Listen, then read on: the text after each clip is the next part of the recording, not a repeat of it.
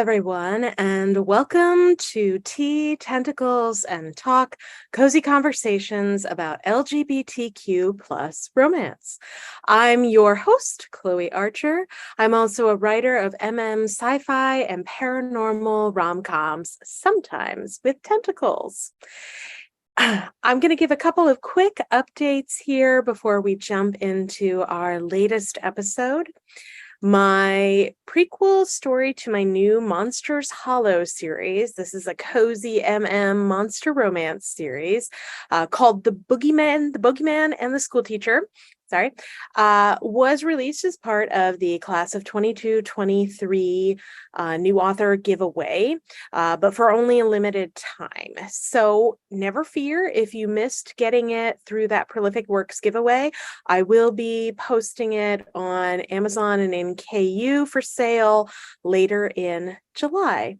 Speaking of July, I will also be releasing the second audiobook for Can't Help Falling in Love with an Alien.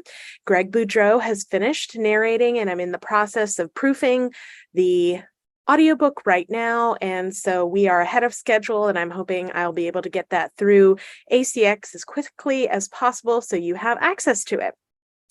Stay tuned for more details, but if you haven't already signed up for my author newsletter, that's the best way to get the most up-to-date information about my new releases.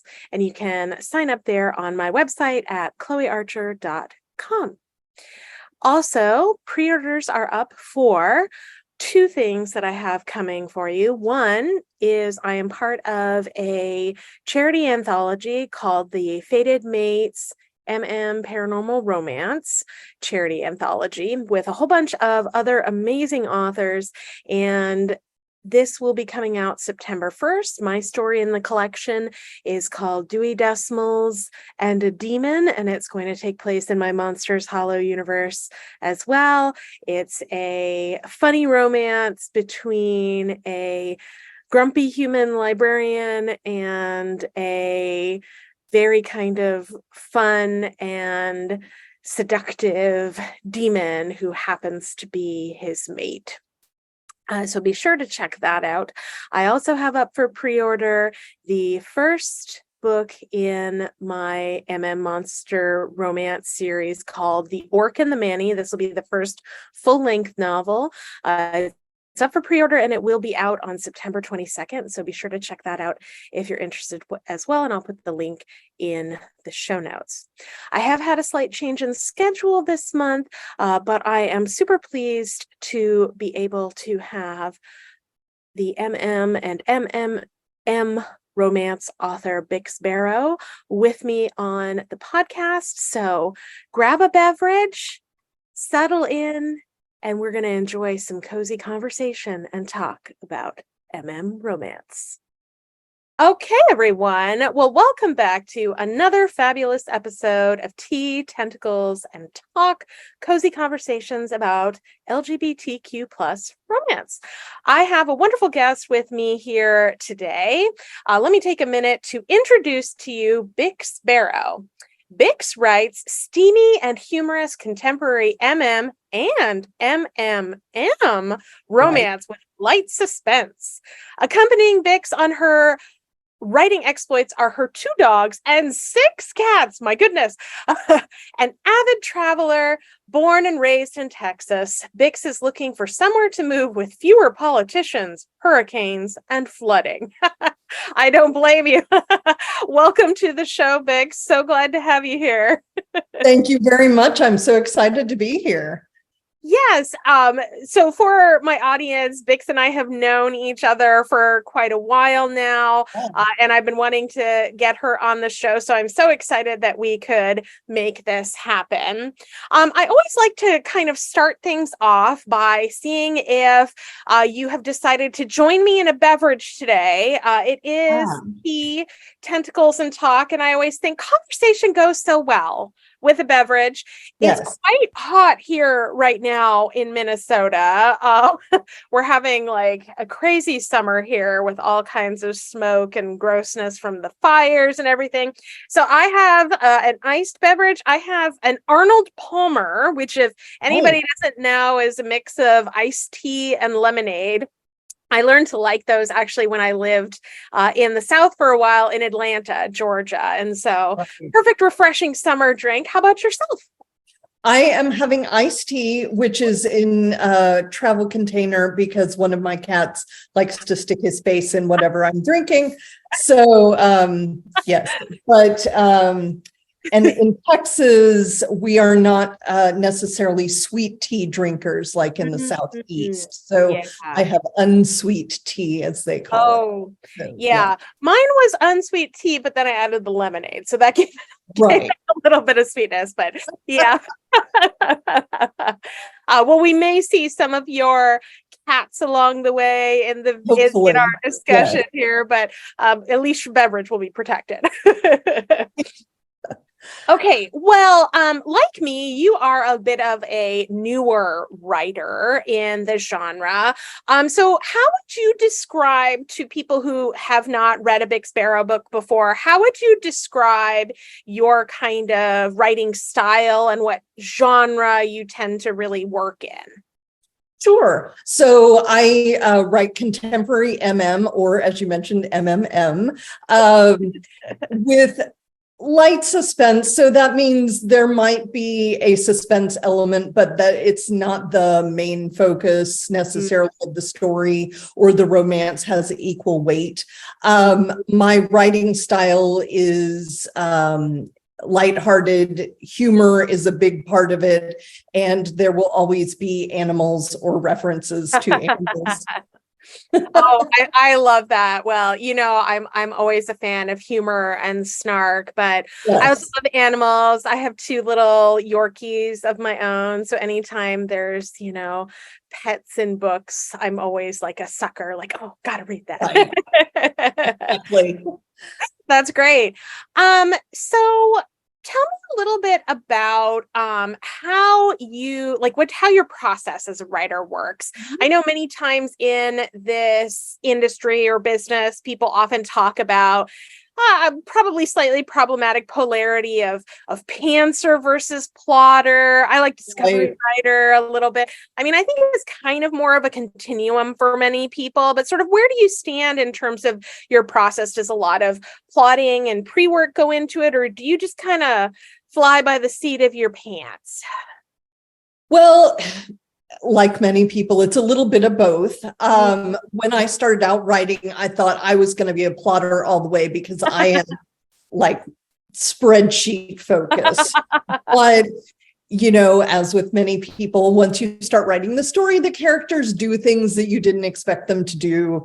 Mhm. So what I have evolved into is I know the basic plot, I know the characters, and I know a couple of things I want to have happen along the way, and I know kind of where I want to end up.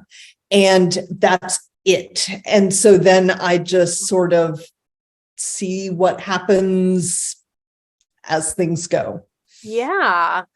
That's great. I mean, I'm always interested to hear different writers' kind of processes.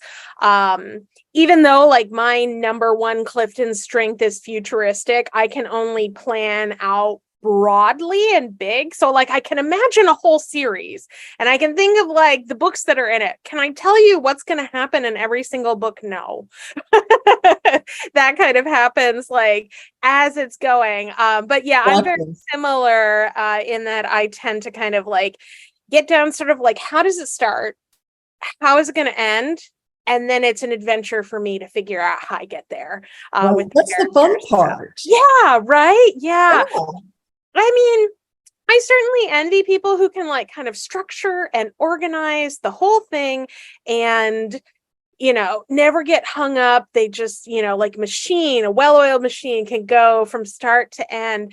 But for me, I need to have some of those stops and starts along the way. I need to have the kind of mystery and kind of roller coaster ride that I go on with the characters, because that keeps me invested in the writing process. Because I have a lot of interests and a brain that's kind of constantly working. And so, like, if I get bored with something, I'll move on to the next bright, shiny Right. thing. So I think I actually write the book. So And no, the I totally get it. the inspiration doesn't always come, right at the beginning. You can have your big, plot change idea in the middle, and I like to leave room for that. Well, So, that opens up a great question. What kinds of things inspire you as a writer? So, a lot of my readers know I love pop culture, movies, music, all of that kind of stuff. And it certainly inspires certain things in my writing. And, like, I think even, of course, sometimes other books and authors do, but I tend to gravitate a little bit more toward movies and TV shows and right. music and all of that kind of stuff. But how about for you? I mean, I know some people also, you have a really interesting day job too, and like, so sometimes when we encounter people in our real lives too, they can provide fascinating fodder. So tell us a little bit about your inspirations. It really varies. Some of my earlier books, especially Heart Me Up, came from my day job. A lot of the employee issues that one of the characters encounters in that all true to life, my life. But for the other books and the ones I'm planning, it's more character ideas or things I've come across as I'm on the internet, and I think, well, that would be really interesting to incorporate. So I'm open to anything, as it. Yeah, I mean, I feel like a a lot of writers are kind of sponges. Like, we just sort of absorb interesting stimuli around us, and then it can come out in unusual ways in what we write. Right, exactly. But I have noticed, okay, so I have a great love for making titles that are riffs on like movie titles or song titles. And so my Tentacular Tales series so far is mostly song titles. And I know that you have a lot of 80s music references in your book titles. So tell us a little bit about what's up with that. Well, I love 80s music so much. And when I was writing my first book, Holding On to a Hero, I was listening to 80s music. And on Pandora, Bonnie Tyler came on with Holding Out for a Hero. Awesome, right? And I looked at the title on the screen, and it occurred to me that my characters, they weren't holding out for their hero. They already had him. They needed to hold on to him. And so the title was born almost instantly. And I loved it so much that became the theme for the series. That's so great. And I'm not sure how I'm ever going to title any other stories. So you may say, if I have a new series, I don't know. Well, maybe I'll move on to the 90s.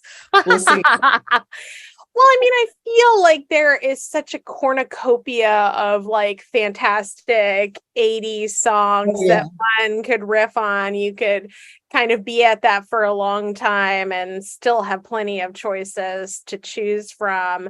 I mean, I've often wondered about some of the more zany titles of songs. Could I work it into a book title somehow? Like, there's a part of me that like kind of deeply wants to somehow do something with Meatloaf's I Would Do Anything for Love, but I won't do that, right? Exactly. Maybe well, story. The novella I wrote last year for the class of 21-22 prolific works giveaway, which is now my newsletter freebie, is called I Touch Hoses, which is a riff on the Book of Love song, I Touch Roses, Yep. with a similar intention. And I really can't say the name without laughing, but I love it so much. But the title itself inspired the entire story, because I came up with it and I was like, well, that's a bisexual, discovery story title if I ever saw one. So I was super excited to come up with that. That's so great. No, I love it. I'm also a fan of puns and bad poems and all kinds of, Yes. endless humor with some of that. Okay, so we talked a little bit about sort of, how you kind of start your writing process, but I know for, some authors are really kind of character driven. Some people are more, they start with an idea and it kind of snowballs from there. When you're getting that kernel of an idea for a story, where does it tend to start? Is it character or plot or a little bit of both? It could be either. You like the Christmas story I'm working on now, I knew I wanted a Christmas story, and the idea I had came from a meme, which I give it away, and then I knew I wanted it to have a rabbit in it. And then I knew it was going to star Steve, one of the side characters in my recent release, and that's all. And so then I sort of took it from there. But it depends, like everything else that we've been talking about. Depends on the situation. It depends on my mindset at the time and what I'm thinking about and what other people are talking to me about. So. Right. That's great. So, okay, you mentioned the rabbit in this new bit. We've talked a little bit about, how animals feature a lot in your books. Can you tell us like a little bit more about why you wanted to have such a kind of animal or pet centric focus? And like, maybe tell us like, is there a particular animal you hope you can work into a book someday that you haven't yet? Well, so animals in general have been important to me my entire life. My day job has to do with animals, which took me decades to manipulate myself into that situation. And I love to read books that have animals in the story. And when I read a contemporary romance series and there's all these family members or friend group characters and none of them have pets, it just seems really unrealistic, because the average American has pets, at least in their extended family, if they don't have them themselves. And I really wanted to provide something to the people that love animals like I do. And so there's always going to be an animal, or at least a reference to an animal if the story's too short to have an actual animal. As far as I kind of want to write about a snake at some point. I had a snake in college briefly, but I really loved them. And I used to volunteer at the zoo a while back, and they had a 6-foot Burmese python that you could wrap around your waist and hold the head, and then walk around the Discovery Center, and all the kids would scream. It was awesome. So one day I'll have a snake in the story, but I haven't figured that one out yet. Oh, I love it. I mean, I feel like there's so much potential in terms of like types of animals you could. I think the trick is, as storytellers, we have to be able to make even the animals that people are turned off by, Right. adorable somehow. Right. Right? Like that I was a little challenging sometimes, but yeah. have a question for you Oh, about sure. the former pet in your Mm, Tales series, Chewy, who yes. started out pretending to be a dog, and then we Yep. learned he's an alien. So my question is, does Chewy snack on dog food nowadays, or is he just completely over it? I've been dying to ask you this question. That is a really great question, and one I've never actually addressed in the series. Well, so actually, because River grew up with his hippie stoner uncle Benji, and Right. Uncle Benji is definitely more of that granola-esque kind of hippie. Mm. And so he always believed in feeding the dog human grade food. So they, Oh, cooked okay. him human grade food. I mean, he got it in a bowl, but he got human grade food. I mean, and Chewy, of course, like being Chewy, like he would get up in the middle of the night and go pilfer snacks from the fridge or the pantry or whatever. That makes perfect sense. And Benji would never know which of them ate it. No, Right. no, exactly, right? Exactly. No, he's like, no, there's too many toxins and chemicals in that pet food, man. We got to feed him real human food. Like that would totally be Benji. I'm glad you solved the mystery for me. Thank you. You're very welcome. Well, I want to make sure we have some time to talk about your latest release, Head Yes. Over Feels. Can for people who have not read any stories in your Bent Oak series, can you kind of give us a little bit of an overview and tell us a bit about this specific book? Sure. So the book follows Felix, who briefly appeared in my first book, Holding On to a Hero. And Felix has this horrible history of bad dates. Every one of them has some weird quirk or a hobby or something that just makes him say, no, thank you, that's not for me. But he has a sister who is a TV producer.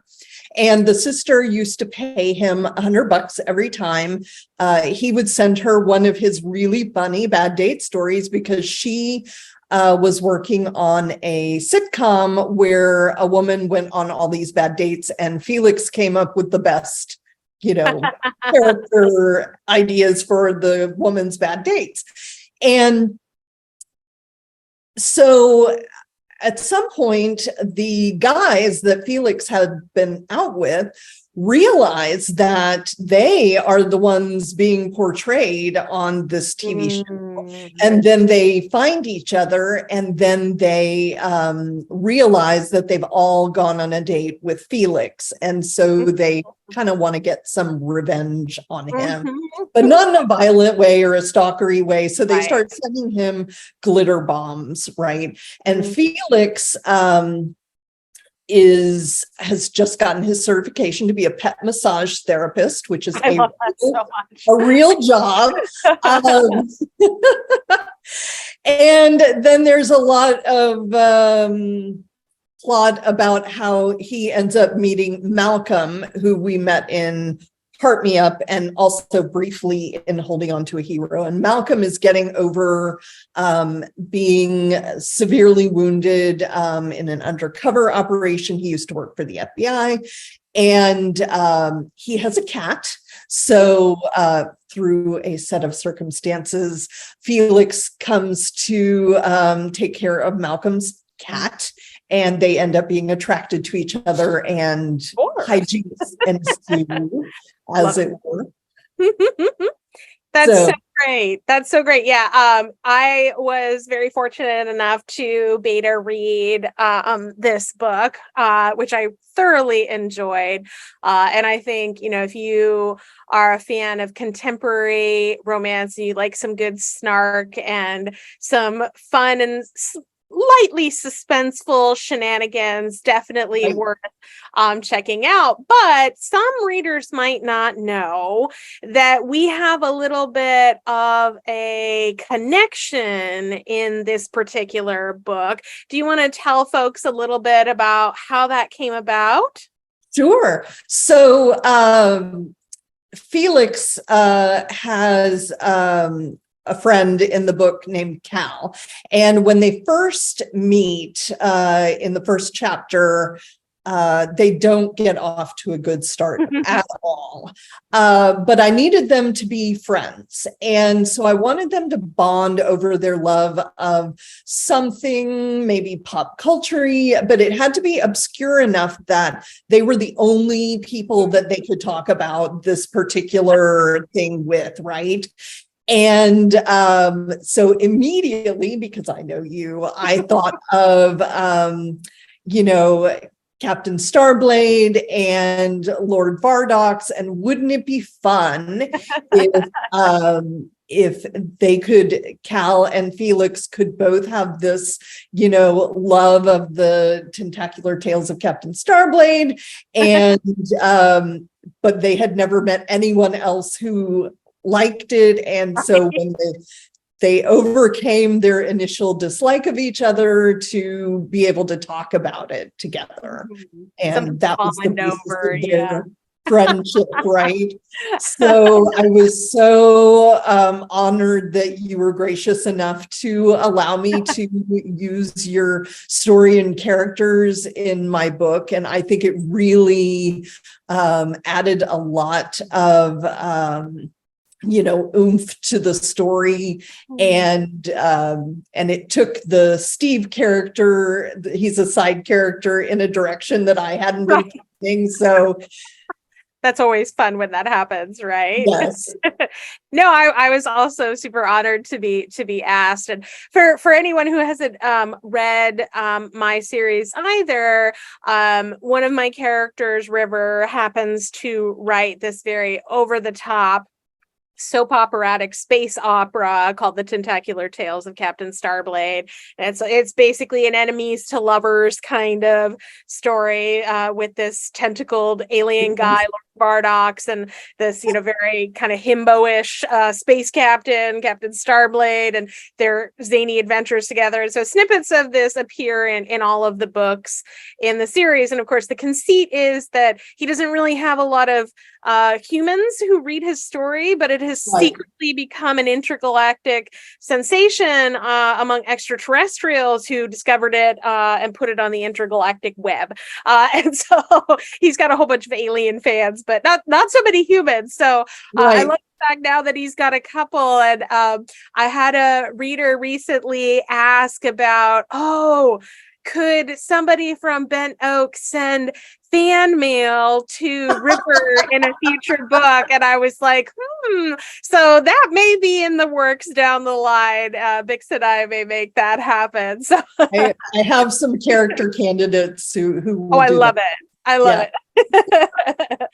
Okay, well, let me come back to another element in the story that you mentioned, which is the glitter bomb, right? Oh, yes. So I totally need to know kind of what inspired you for this. Like, my experience with glitter bombs, I'm not going to lie, is totally like TikTok, Facebook videos of like this guy who was like thwarting porch pirates and stuff, where he created these packages with, when they open it, like a glitter bomb would explode. Is that your same inspiration or something else? Well, actually, Lee Blair, who you've had on this podcast, she was the one who helped me come up with the idea. So we were talking on Zoom one evening, not writing like we were supposed to be doing, of course, as always happens. And I was talking to her about how I needed the former dates, Felix's former dates, to have some way to harass him, but I didn't want it to be violent, and I didn't want them to come across as some creepy stalker people, right? And I also needed a way for them to connect with each other. And she was immediately like, oh, they should find each other on TikTok. One of them should post a video. And I was like, well, that's a great idea. I don't have TikTok myself, but um, but that was a fantastic idea. And then we were talking some more, and she said, have you seen the videos of glitter bombs? And so I Googled them, and there are people who, as a Etsy business or whatever, make glitter bombs that wow. you can send to your frenemies or whatever. And that was it. As soon as I saw that, I was like, this is perfect. And it's just annoying enough and interesting enough to be the right thing for this situation. Oh, so. I love it. I love it. Well, I think you've kind of addressed, obviously, all these sort of fun aspects of this book. What readers may not always know, however, is that writing a book is not always fun. There are parts of the process that are less enjoyable. There are places where we get really stuck or hung up. Like, what would you say was kind of the hardest part for you of writing this particular book? My character, Malcolm, did not want to fall in love. So he was just fully formed in my head as a character. He has a very sarcastic, biting tone and doesn't take, shit from anybody. And when I started writing the story, I was really just going to focus on Felix and his sort of redemption arc from, how he treated the information about his former dates, and that wasn't great, and he needed to make up for it and all of that. And just have Malcolm there as a sort of a character to help him investigate the glitter bombs and whatever. But Malcolm was like, I don't want any part of that. That is way too light and fluffy for me. I need more.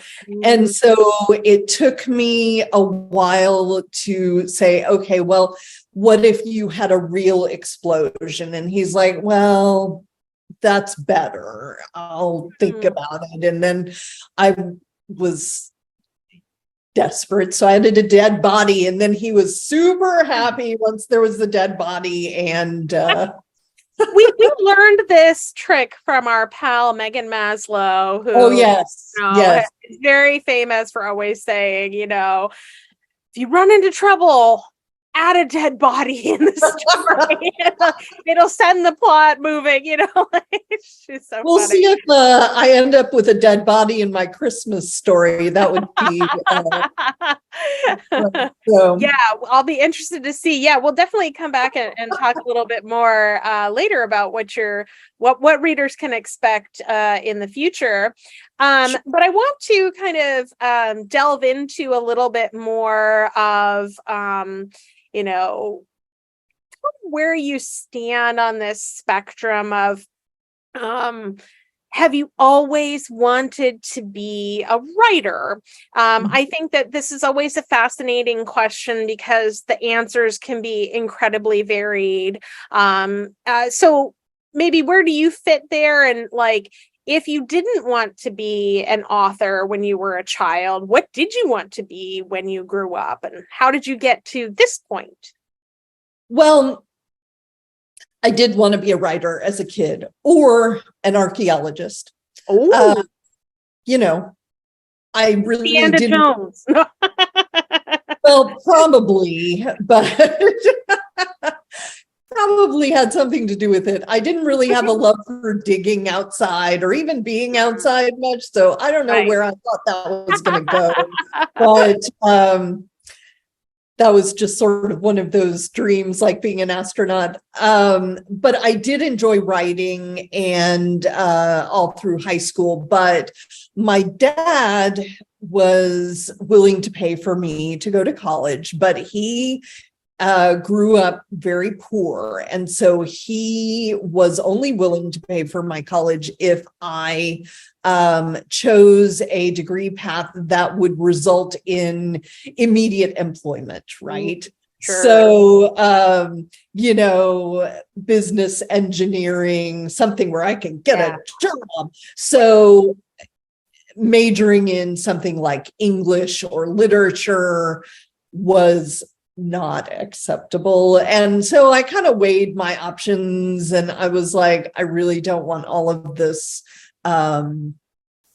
student loan debt. So I'm just gonna go with the business route. And that worked out well, but it also sort of distracted me from my love of writing. And it wasn't really until later in life that I started thinking about, well, that would be fun to at least try to write a novel one day. But I never really had an idea that I thought would be good. And so it wasn't until I discovered romance that I was like, where has this been all of my life, right? And I loved the difference in the power dynamic of the characters in an romance versus the traditional male-female romance, where, it's always the woman looking to the man to solve her problems or some stuff like that doesn't happen in real life. So I was super excited about the genre, and then the ideas just started coming, and I took a stab at it, and here we are now.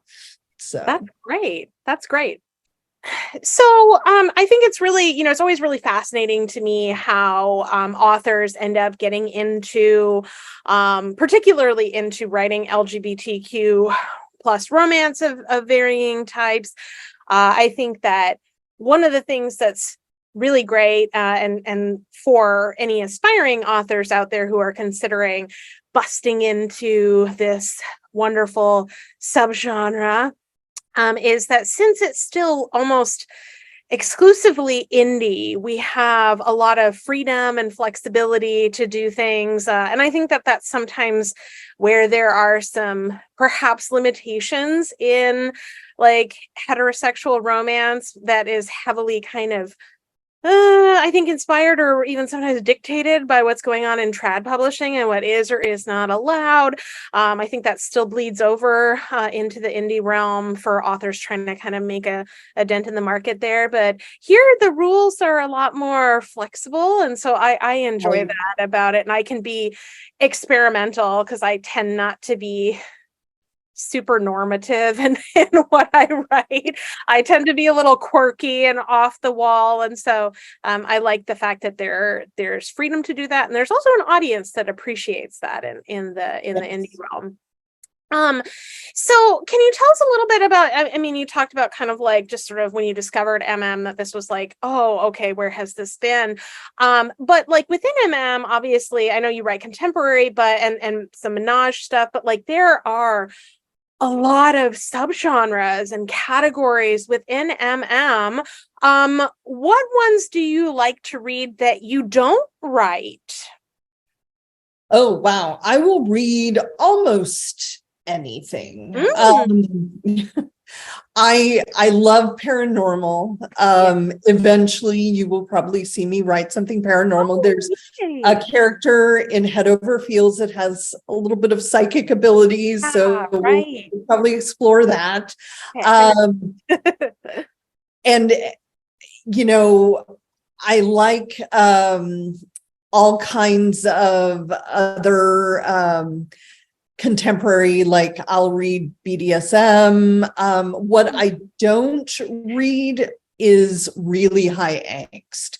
So I like to be happy when I'm reading. I like to, leave the book happier than I was when I started it. And there's a lot of value in a book that just will wrench you emotionally and put you through the ringer, and you're there with the characters, and it's cathartic for them and all of that. But I have enough issues in real life. I like the escapism aspect of books. So I tend to write, and I tend to read, what's at low angst, at least between the characters, right? My characters might have some drama or trauma in their backstory, or in the environment around them, but it won't be between the two characters in their relationship. Right. Yeah, I can very much relate to that. I can't really read dark stuff.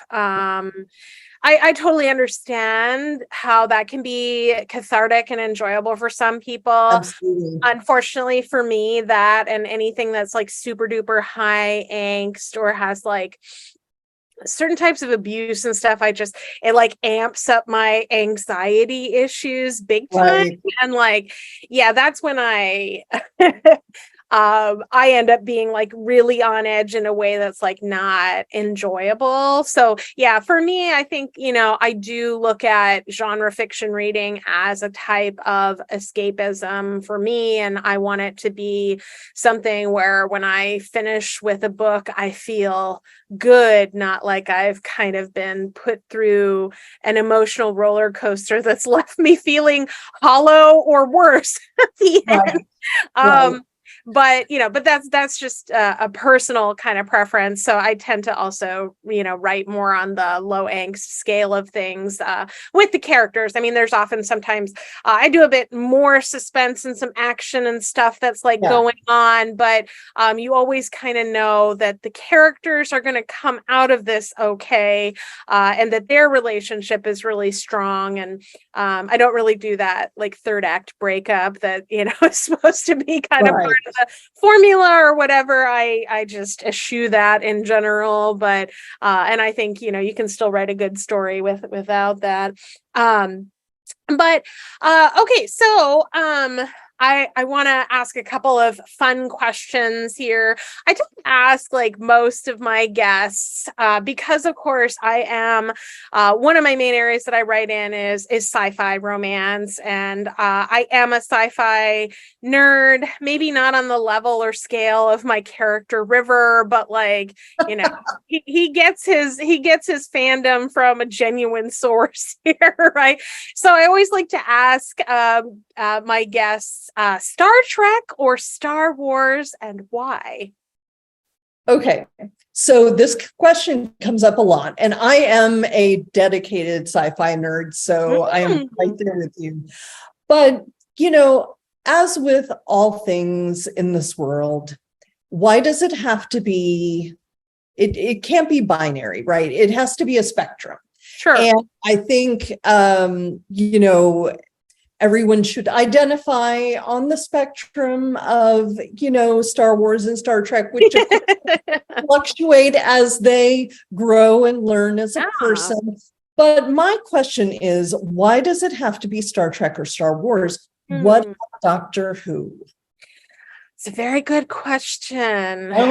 Why is Doctor Who left out of this question, right? A fair point. I think that at least among American audiences, Doctor Who remains a little less well known, even in spite of the reboot, right? As a very fundamentally British show, with, stemming all the way back to, I believe the first season was sometime in the 60s. And, I think that there tend to be slightly fewer people here who know it with the same kind of blanket level of familiarity of Star Wars and Star Trek. That's probably true. So that's why I think sometimes, at least when this question comes up in a kind of very American context, that might be why.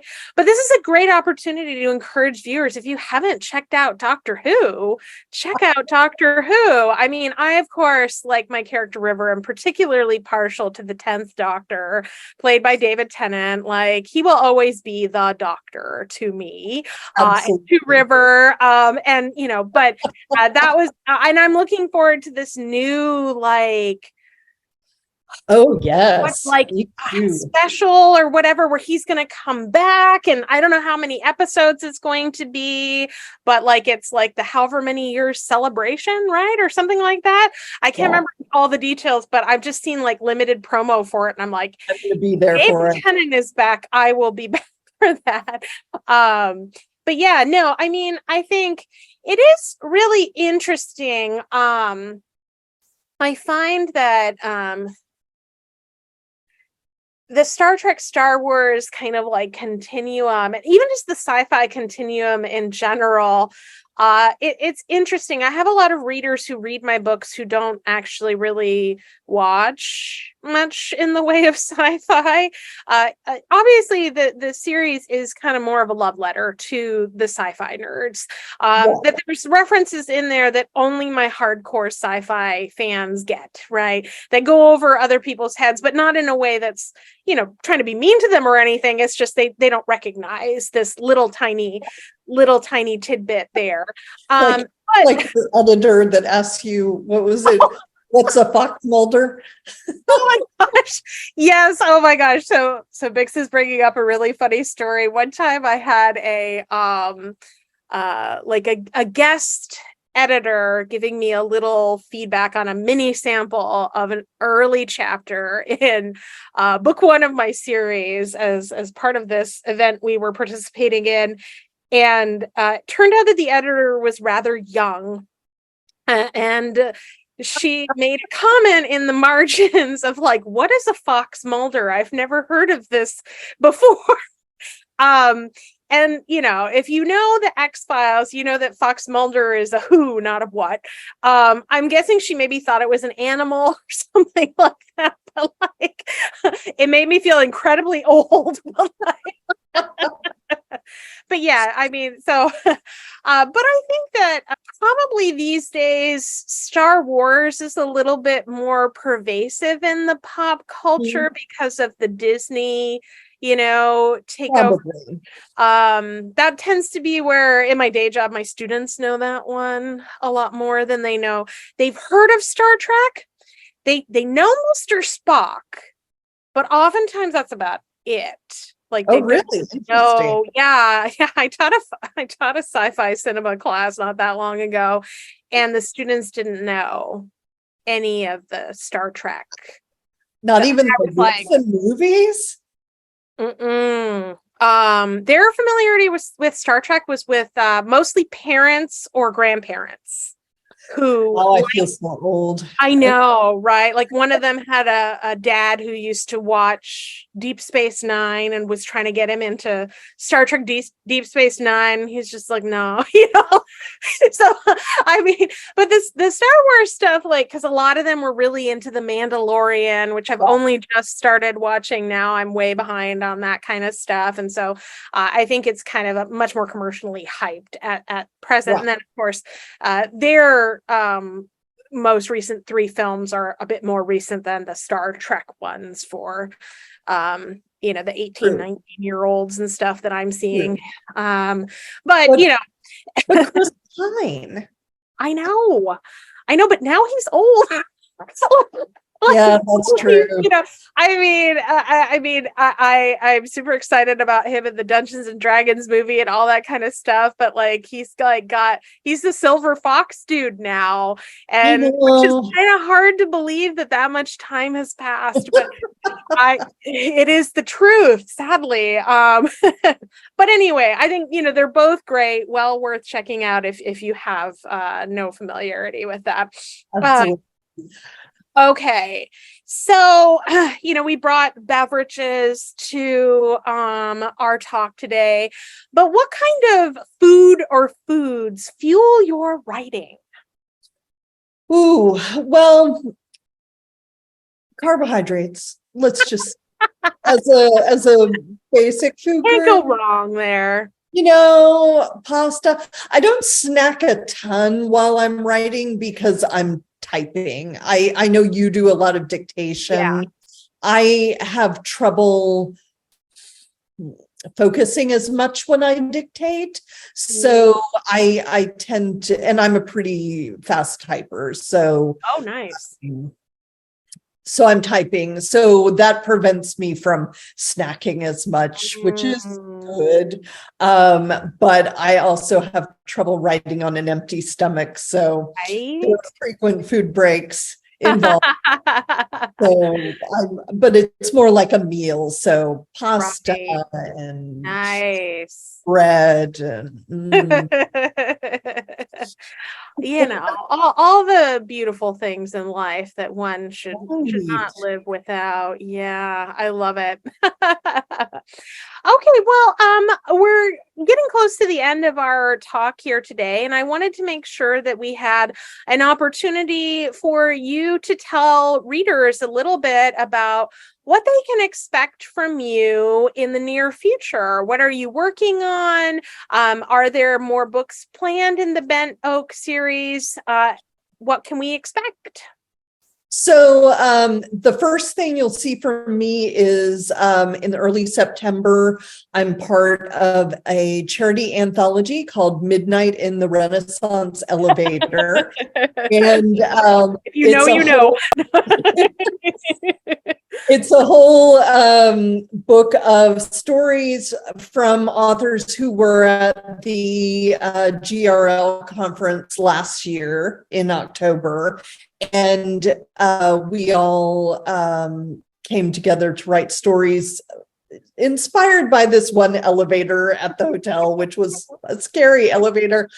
And I have a Bent Oak related story in that anthology. And the other stories I've read have been some, it runs the gamut from contemporary to paranormal. There's a horror, at least one. So it should be really interesting. And that'll be in early September, and it benefits the Trevor Project. So that's really, really exciting.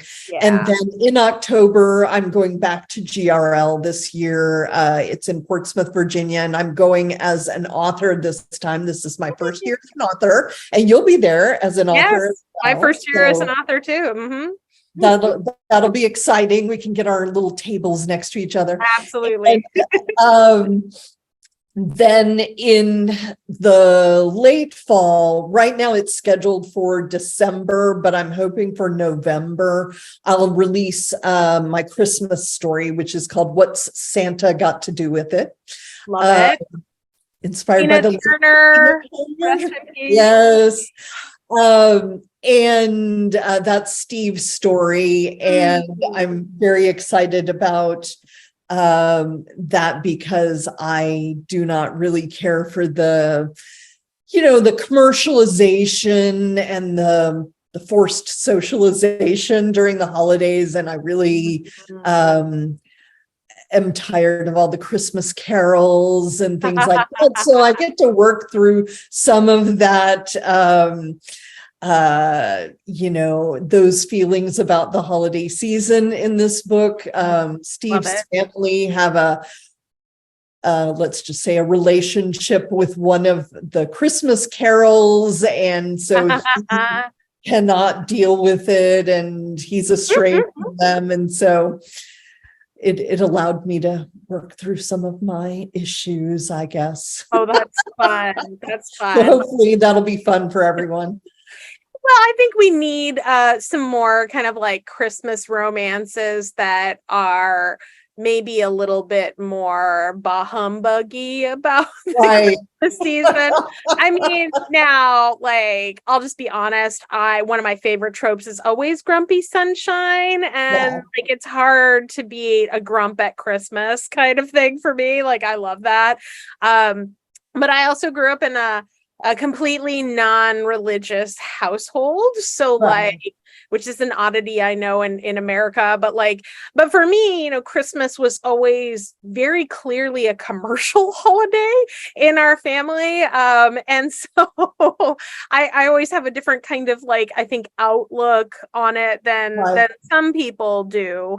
And so I think, whenever we can bring more perspectives into this, and I think especially always, of course, when we're dealing with LGBTQ romance, because family is often so critical to most conceptions of the winter holiday season, whether it's Christmas, Hanukkah, or anything else, right?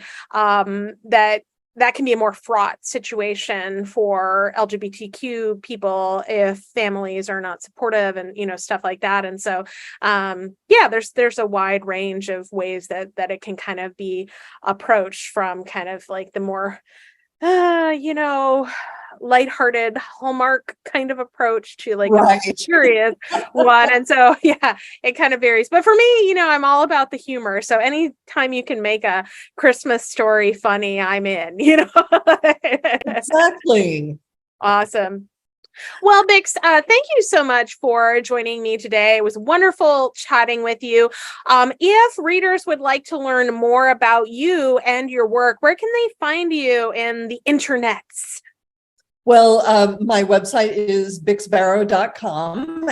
And I think you're going to post a link to... Yes, I'll put that in the show notes. I have a Linktree site that has all my books and everything else about me on it. So you can check everything out there. Perfect. Wonderful. Yeah. Well, I would definitely include that in the show notes, as well as links to where folks can get Head Over Feels and the pre-order for the Elevator anthology. Oh, yeah. Thank you very much. And thank you so much for having me. This has been great fun. I've really enjoyed it. Wonderful. Wonderful. Well, likewise, we'll definitely have to have you on the show again sometime. Absolutely. I'm here. All right. Thank you for everyone tuning in. Hope you enjoyed the show, and I'll see you again next month. All right. Bye. Bye.